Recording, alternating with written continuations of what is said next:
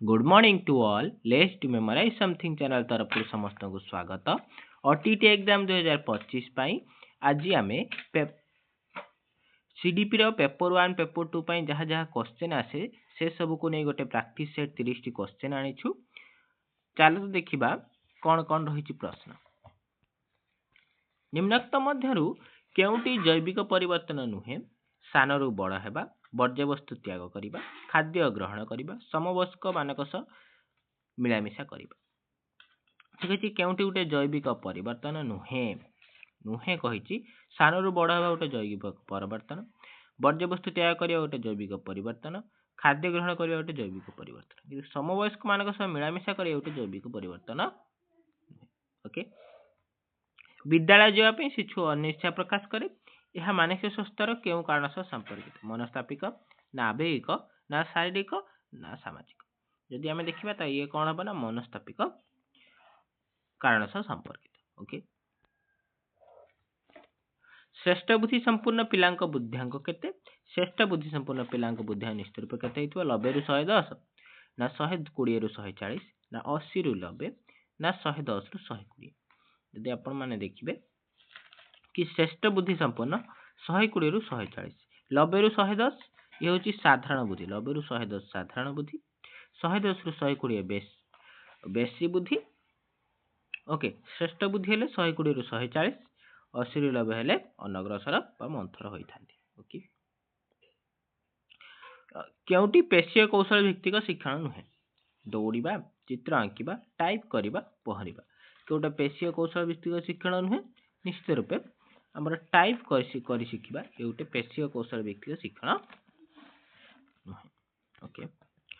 चक्षु निकट को हाथ गले आपे आपे बंद हो जाए चक्षु आपे आपे बंद हो जाए यह केउ शिक्षण तत्व सह संपर्कित केउ शिक्षण तत्व सापेक्ष प्रत्यावर्त ना अंतर्दृष्टि प्रदत्तन ब्रह्मांड ना अनुबंध ताहले ये कोन ना सापेक्ष प्रतिवर्त तत्व सह संपर्कित। ओके परवर्ती प्रश्न आलोचना माध्यम शिक्षण यह केउ स्तर शिक्षार्थी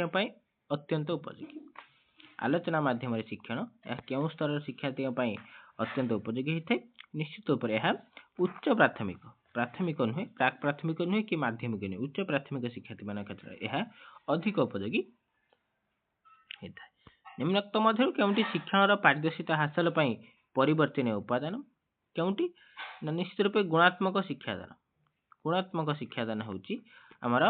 शिक्षण पारदर्शिता हासिल कौन परिवर्तन उपादान। ओके परवर्ती प्रश्न निम्नोक्त केउ प्रक्रिया ज्ञान विकसित हुए निम्नोक्त केउ प्रक्रिया ज्ञान विकसित हुए धारावाहिक जैविक शैक्षिक मनस्तात्विक केउ प्रक्रिया आमर ज्ञान विकसित होता है ना मनस्तात्विक प्रक्रिया आमर ज्ञान विकसित हुए। केउ समय को आद्य परिणत अवस्था बोली कहा जाए 40 रु 60 ना 6 रु 12 रु 12 18 रु 40 ना 60 वर्षर मृत्यु पर्यंत। यदि आम देखा तो निश्चित रूप 18 रु 40 को आम कौन कही ना परिणत अवस्था बोली कही था। निम्नोक्त केउटी एक आवेग अटे केउटी एक आवेग अटे आनंद कसरत परीक्षण आउ खेल तो केउटी गोटे निश्चित रूप आवेग हम आनंद गोटे आवेग। ओके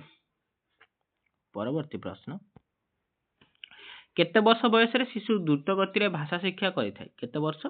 2 रु 3 ना 3 रु 4 ना 2 रु 4 ना 3 रु 5 तो निश्चित रूप 2 रु 4 वर्ष बयस से द्रुत गति कौन भाषा शिक्षा करें। ओके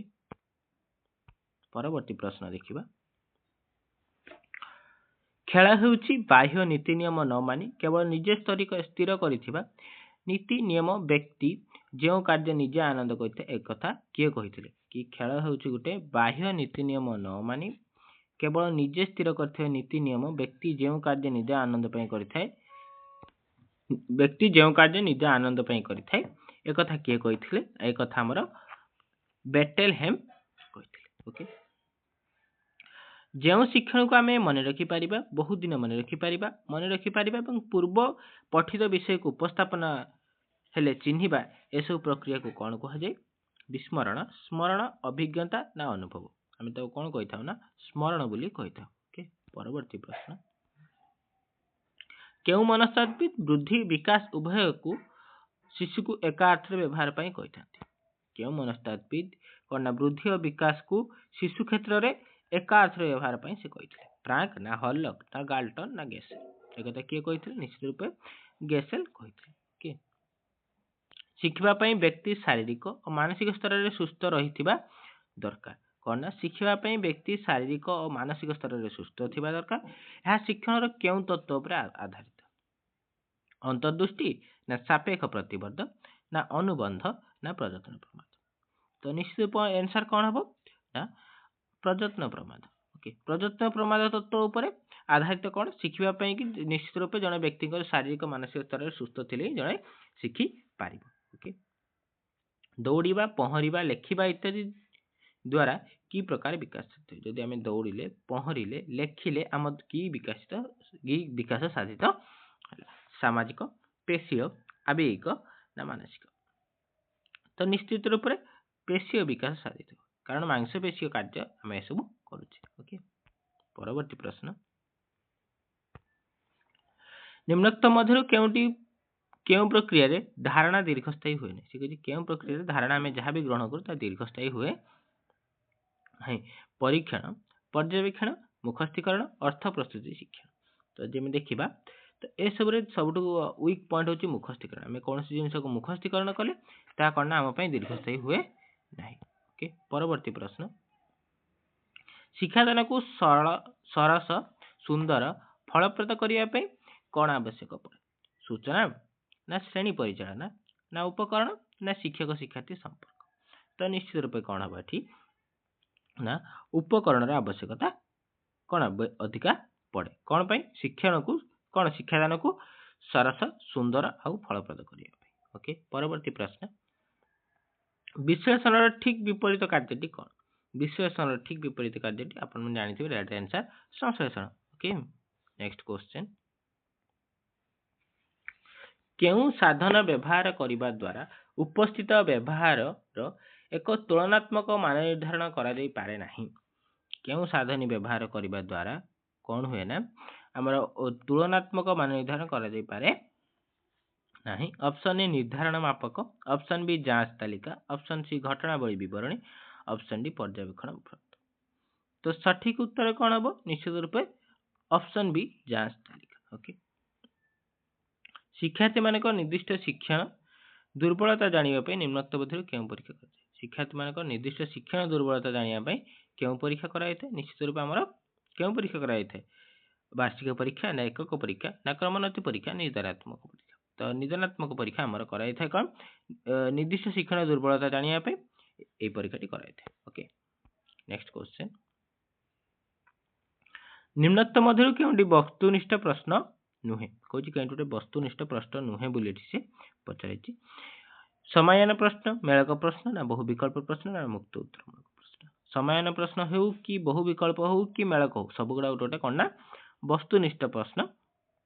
तो जब आम मुक्त उत्तरमूलक प्रश्न आड़े से गोटे वस्तुनिष्ठ प्रश्न नुहे। ओके नेक्स्ट क्वेश्चन शिक्षार्थी मानकर निर्दिष्ट शिक्षण दुर्बलता क्यों मूल्यांकन द्वारा करा शिक्षार्थी मान निर्दिष्ट शिक्षण दुर्बलता मूल्यांकन डैश द्वारा करा क्यों मूल्यांकन द्वारा साधारणतः कराई शिक्षण दुर्बलतार परीक्षा। ओके पाठ उन्नतिक्रमिक व्यवस्थान नैदानिक ना समाप्ति सूचक निश्चित रूप से कौन हम ना आमर नैदानिक option C the correct answer निम्नोक्त मध्य क्योंटी मनोभाव नुहे सॉरी मनोभाव नुहे जानतब ना मानसिक ना सामाजिक ना व्यक्तिगत तो कौटा मनोभाव नहीं निश्चित रूप व्यक्तिगत गोटे मनोभाव। ओके परवर्ती प्रश्न जो शिक्षार्थी निजर साधारण सहपाठी शारीरिक मानसिक सामाजिक आवेगिक व शैक्षिक दृष्टिकोण पृथक ताकू क्यों गोष्ठी शिक्षार्थी कह